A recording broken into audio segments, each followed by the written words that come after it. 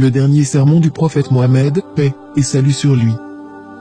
Peu de temps avant sa mort, et alors qu'il faisait le pèlerinage à la Mecque, le prophète Mohammed, paix et salut sur lui, a prononcé un sermon qui allait par la suite être connu sous le nom de « dernier sermon du prophète ». Ce dernier sermon n'était pas qu'un rappel destiné à ses fidèles, mais aussi un important avertissement. Il confirmait également la fin de sa mission prophétique. Le prophète Mohammed, paix et salut sur lui, a prononcé son dernier sermon au cours du pèlerinage de l'an 632, au 9e jour du mois de Dhul-Hijjah, qui est le 12e mois du calendrier lunaire. Il se tenait sur le mont Arafat, devant des milliers de musulmans.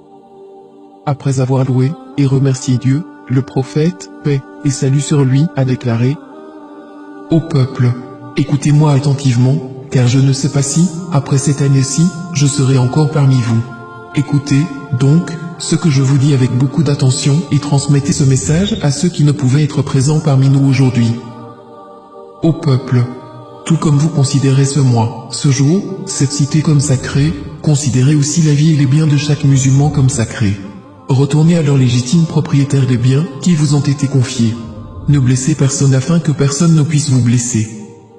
Souvenez-vous qu'en vérité, vous rencontrerez votre Seigneur et qu'effectivement, il vous demandera compte de vos actes. Dieu vous a défendu de pratiquer l'usure, de prendre ou payer de l'intérêt, donc tout intérêt non payé sera maintenant annulé. Votre capital, cependant, vous revient.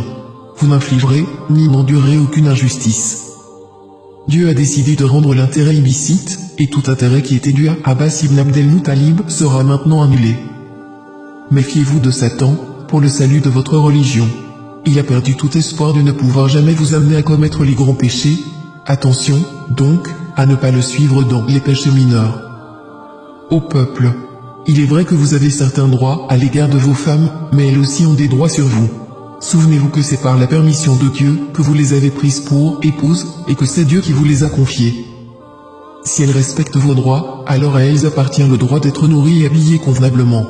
Traitez donc bien vos femmes et soyez gentils envers elles, car elles sont vos partenaires et elles sont dévouées envers vous. Il est de votre droit qu'elles ne se lient pas d'amitié avec des gens que vous n'approuvez pas et qu'elles ne commettent jamais l'adultère. Ô peuple, écoutez-moi bien, adorez Dieu, faites vos 5 prières quotidiennes, jeûnez pendant le mois de Ramadan et donnez votre richesse en zakat. Accomplissez le pèlerinage si vous en avez les moyens. Toute l'humanité descend d'Adam et Ève. Un arabe n'est point supérieur à un non-arabe, et un non-arabe n'est point supérieur à un arabe, et les blancs ne sont point supérieurs aux noirs, de même que les noirs ne sont point supérieurs aux blancs. Aucune personne n'est supérieure à une autre, si ce n'est en piété et en bonnes actions. Vous savez que chaque musulman est le frère de tous les autres musulmans. Vous êtes tous égaux. Vous n'avez aucun droit sur les biens appartenant à l'un de vos frères, à moins qu'on ne vous ait fait un nom librement et de plein gré. Par conséquent, ne soyez pas injustes les uns envers les autres. Souvenez-vous, un jour vous vous présenterez devant Dieu et répondrez de vos actes. Prenez garde, donc, ne vous écartez pas du droit chemin après ma mort. Ô peuple, aucun prophète ni messager ne viendra après moi, et aucune nouvelle religion ne naîtra. Raisonnez bien, ô peuple, et comprenez bien les mots que je vous transmets.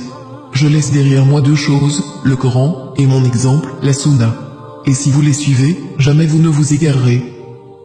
Que tous ceux qui m'écoutent transmettent ce message à d'autres, et cela à d'autres encore, et que les derniers puissent le comprendre mieux que ceux qui m'écoutent directement.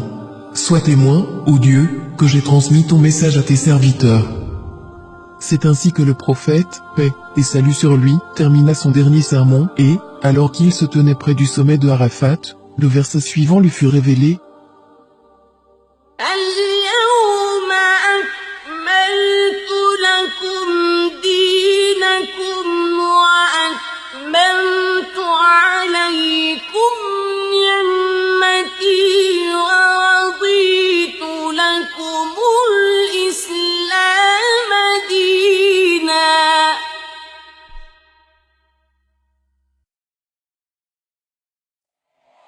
Oh